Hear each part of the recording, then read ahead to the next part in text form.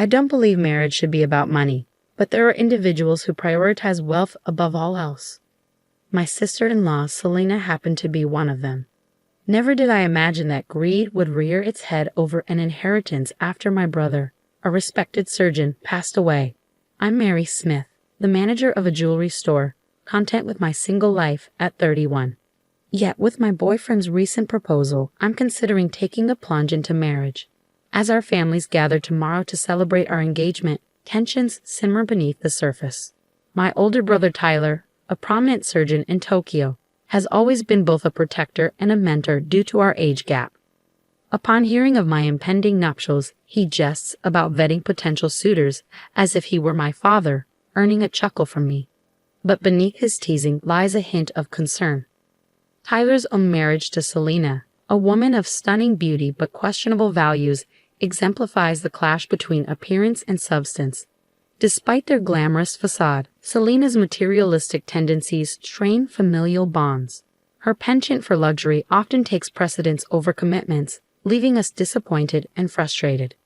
Initially, we excused Selena's behavior, attributing it to the pressures of her looks. Yet, as her disregard for family gatherings grows, tolerance wanes.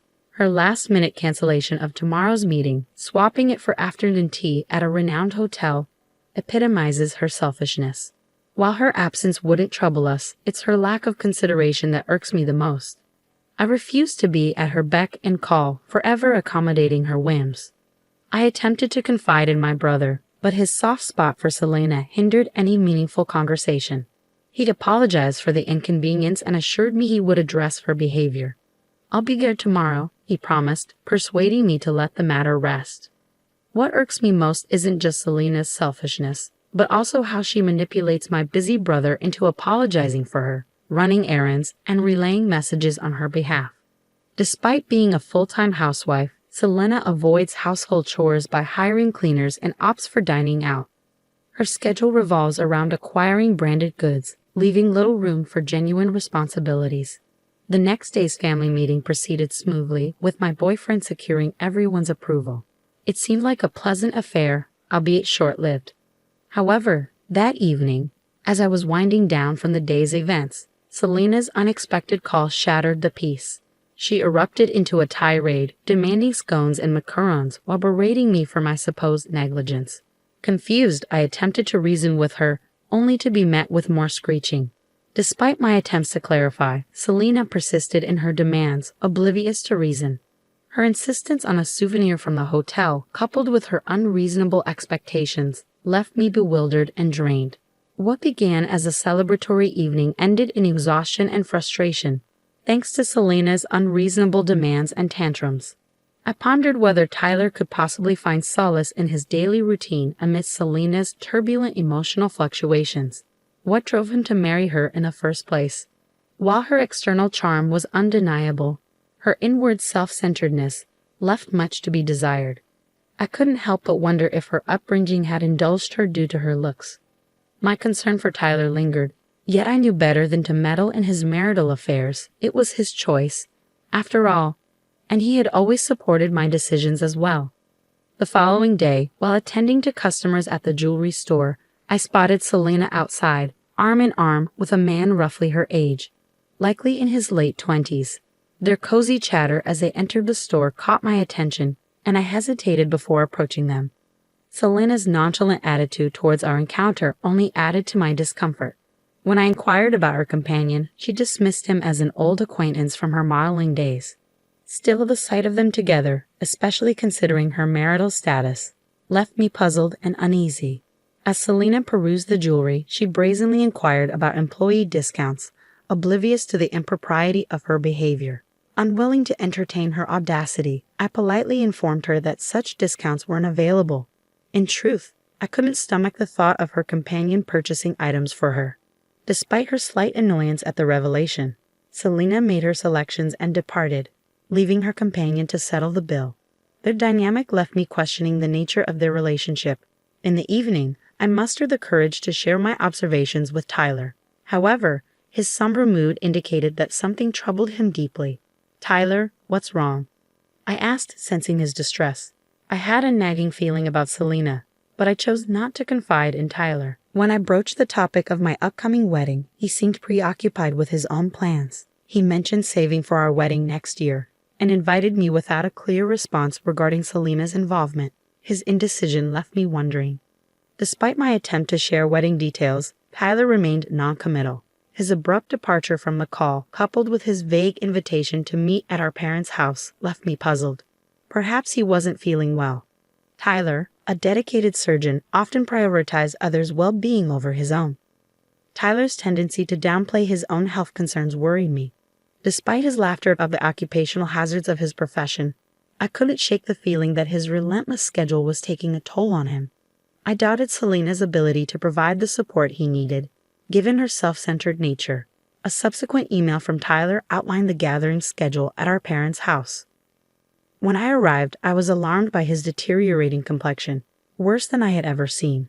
Concerned, I inquired about his well-being, only to receive vague reassurances about work keeping him busy. Finally, I mustered the courage to voice my concerns about Selena's recent behavior. I recounted her appearance at my store with a young man, questioning if Tyler was being deceived once again. Selena's history of infidelity had long been a concern of mine, and I couldn't ignore it any longer. I've been too caught up with work to give her much attention, my brother admitted, but our parents were incensed. Her absence at the gathering provided the perfect opportunity for me to broach the subject.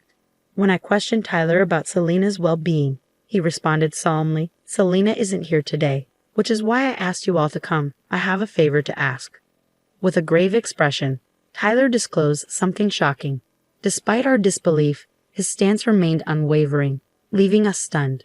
3 months later, tragedy struck as my brother succumbed to stomach cancer, a consequence of relentless stress and overwork. It was a bitter realization. Despite his dedication to saving lives, he neglected his own health. Even amidst his suffering, Tyler had recognized the signs, undergoing a grueling examination that revealed his illness. Regret lingered as we wished he had confided in us sooner.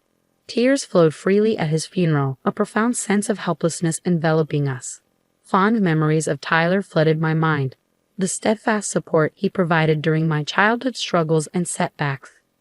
His premature departure, before reaching the age of 40, left us grappling with sorrow and uncertainty. Yet, amidst our grief, Selena's behavior stood out starkly. Clad in the ostentatious necklace purchased from my store, a gift from another man, she showed no regard for the solemn occasion. Her callous display was unforgivable, a painful reminder of her self-serving nature. Transforming my sorrow into fury, I confronted Selena, unable to comprehend her audacity. "Why are you wearing that?" I demanded, my voice trembling with anger. "Don't you understand how much my brother cherished you?" Selena, seemingly unfazed, met my accusation with a disingenuous smile. "Of course I know," she retorted casually. "It's just the way things are in this world. If you're unhappy, why did you marry me?" Her callous words cut deep, and I struggled to contain my indignation in front of my brother, our parents, and the other mourners. Beneath Selena's selfish facade, her disregard for my brother's memory was painfully evident. Even as I longed for her to face consequences, she callously continued, lamenting the end of their relationship. Her cavalier attitude towards marriage and her anticipation of inheritance left me seething with rage. Before I could restrain myself, my hand moved instinctively to slap her, but it was intercepted by a man at her side. As I registered his presence, he introduced himself as a nurse who had worked with Tyler, sent to protect me at his behest. Confusion clouded my thoughts as I struggled to comprehend the situation. Amidst the solemnity of the funeral, laughter rang out from the gathered nurses and doctors, colleagues of my late brother. Despite my anguish, their camaraderie provided a fleeting sense of comfort amidst the turmoil. I turned to the man who intervened during the nurse's laughter, seeking clarity amidst the confusion. His response was blunt. "Did the doctor leave any inheritance behind? Your family should know." His words struck a chord. I knew the truth all too well. My brother hadn't left a single yen of his inheritance. Yet Selena, unaware of this fact, spiraled into hysteria. Accusations flew as she accused us of plotting to deceive her and seize the money for ourselves. With fervor, she awaited the revelation of Tyler's wealth, confident in her impending windfall. As Selena's tirade reached a fever pitch, the nurse's amusement turned to outright hysteria. Sensing the need to intervene, my father stepped forward, his voice calm yet firm.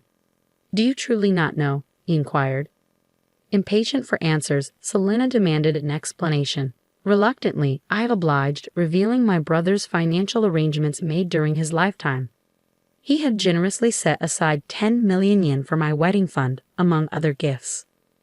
As the truth sunk in, Selena's complexion shifted from blue to white. My brother, though revered for his expertise, had a penchant for extravagant spending to alleviate stress. Lavish parties, exclusive dinners, and luxury accommodations drained his resources, all in a bid to find solace amidst his demanding career and familial obligations. Despite his generosity and desire to share these experiences with Selena, she remained conspicuously absent during his trials and triumphs. It wasn't Selena by his side during difficult moments.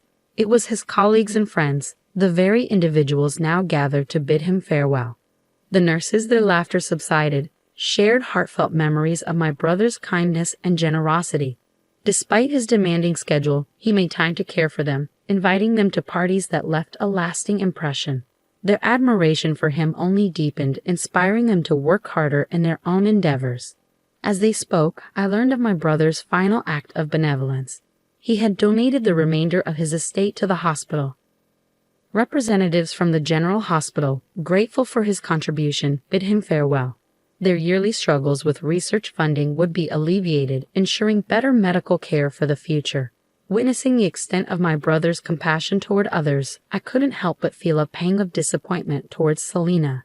While he had touched so many lives, she, who should have been closest to him, exhibited selfishness and greed. Months later, Selena contacted me, her tone demanding as she sought to secure her inheritance. However, her careless handling of the estate revealed a shocking truth. Despite my brother's substantial earnings, his assets had been depleted. In her pursuit of the mansion and other assets, Selena had overlooked Tyler's debts, leaving her with a fraction of what she had anticipated. Her plea for assistance fell on deaf ears, as I reminded her that our familial ties had dissolved with Tyler's passing. Her actions spoke volumes. Despite claiming to care for my brother, her true motives had been laid bare. "I'll help you out of trouble. But how can you expect that after being so selfish until now?" I retorted to Selena, her impatience evident in her voice as she grappled with the sudden reality of inheriting both the mansion and debts. "Inheritance includes liabilities," I reminded her coldly, informing her that renouncing the inheritance was an option within 3 months of being informed. Suggesting she sell the luxury items she had collected only elicited tears and pleas for forgiveness from Selena. But I couldn't bring myself to console her. Despite her remorse, I ended the call, unable to reconcile her actions with my brother's memory. With my brother's passing, my wedding was postponed by a year. My husband and in-laws, noticing my lingering depression, offered understanding and support. Determined not to disappoint my late brother, I vowed to live a life of gratitude, helping those who had stood by me. At the wedding, my brother's popularity became evident as colleagues paid their respects at his grave. Learning of his generosity towards his co-workers, I feared his kindness might be exploited. Yet, the genuine outpouring of support proved otherwise. Meanwhile, rumors of Selena's downfall circulated within the jewelry industry. Her extravagant spending habits and questionable relationships painted a stark contrast to my brother's generosity. Forced to sell her mansion, she now eked out a living in humble accommodations, burdened by mounting debts. Reflecting on Selena's misfortunes, I couldn't help but feel vindicated in my belief that marrying for money was wrong. I vowed to honor my brother's memory by protecting his legacy just as he had always protected me.